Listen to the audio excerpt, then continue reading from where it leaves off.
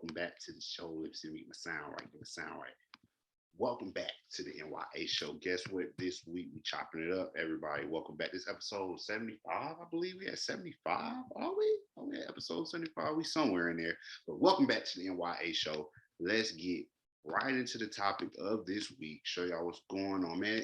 I've seen so many bad stories this week.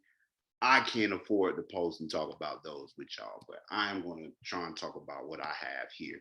Three visitors heading to the space station are paying 55 million dollars each, all meals included, as if after paying 55 million dollars a piece to go into the space station that you would be worried about what you're going to eat. I'm not going to focus too much on them themselves going because us everyday people are struggling with all type of things every day as we navigate through this earth, and through this life here.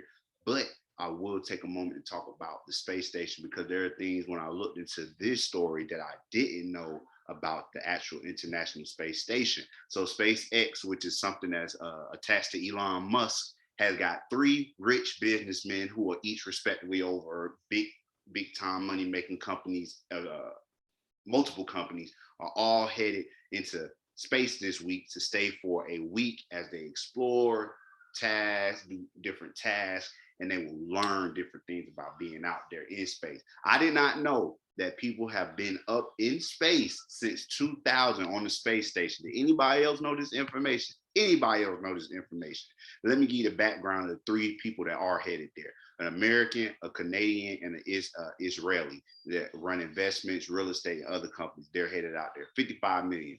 They're headed out there. Let's talk about what is the International Space Station, okay? Because that was one thing I really didn't know about. More than up to the first crew arrived November 2nd, 2000. People have lived on the space station ever since. Over time, more pieces have been added. NASA and its partners around the world finished the space station in 2011. Just so you know, that's when it finished up. How big is the space station? It's big inside of a house with 5 bedrooms. It has 2 bathrooms, a gymnasium, and a big window, a big bay window. 6 people are able to live there. It weighs almost 1 million pounds. It is big enough to cover a football field, including the end zones. It has space labs from the United States, Russia, Japan, and Europe. So somehow we able to work together on the space station, but we can't work together here on Earth. Okay. All right. Let's talk about some of the space. They have many parts. The parts are called modules. The first module had parts needed to make the space station work. Astronauts also live in those modules. Modules called nodes connect parts of the station to each other. Labs on the space station let astronauts do research. So there's a lot of research that go into being up there because eventually they want the people who are living up there to know how it is so that they can eventually move further out into space. That's what the ultimate goal is, to have people move further out into space. Docking ports are like doors. The ports allow visiting spacecrafts to connect to the space station. New crews and visitors enter the space station through the docking ports. Astronauts fly to the space station on a Russian Soyuz. The crew members use the ports to move supplies onto the station. Why is this important? The space station is a home in orbit. People have lived in the space every day since the year 2000. The space station, so you telling me it's people up there who completely connect. I know some of y'all will hop on that space station and be up there. You can get away. Some of y'all so antisocial, you don't want to be down here anyway. The space station's labs are where crew members do research. The research cannot be done on Earth. I wonder why. Of course, I want to lead into other things that could be going on the space station as to why they couldn't do it on Earth. But hey, let's just say you're dealing with space. So guess what? We got to do the work related to space on space. Scientists studies what happens to people when they live in space. NASA has learned how to keep spacecraft working for a long time. These lessons will be important in the future. As I mentioned, NASA has had a plan to send humans deeper into even deeper into space. The space station is only the first step. NASA will use the lessons from the space station to guide these astronauts into the journey that they have ahead. As we don't know what's out there, but we do plan to see what's out there. The International Space Station is a big, large spacecraft.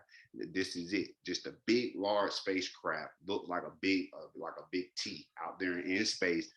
As you see, orbiting right outside of Earth. Let's see, the orbit is probably 250 miles above Earth. NASA uses the space to learn about living and working in space. So, of course, like I said, will help them to move out further. We want to go out further into space. So, what do you guys think about this? It was first launched with a piece by Russia. They put the first piece on, and then more and more state parts were added on to the space station as time moved along. And as mentioned, it was completed in 2011. So let me know what y'all think about this big space station. As I mentioned, three millionaires, gazillionaires, whatever you want to call them, are headed there under SpaceX, which is associated with Elon Musk, and they will spend 10 days. They will spend 10 days out there enjoying themselves, seeing what all space has to offer, doing a little research. Says they're going to keep all talks of war down, as if I paid $55 million to go talk about what the hell is going on Earth. As you know, why would I pay for that? So here we are. Let me know what you guys think. Did you know anything about the International Space Station? I hope I gave you just at least a little bit of detail as to what it is, how it works, why it's there, and who's actually up there. As mentioned, since 2000, people have been living on the International Space Station, which orbits 250 million miles above Earth. So let me know what you think. It's the N.y.a show. I appreciate you guys. And of course, as always, I will see you next week.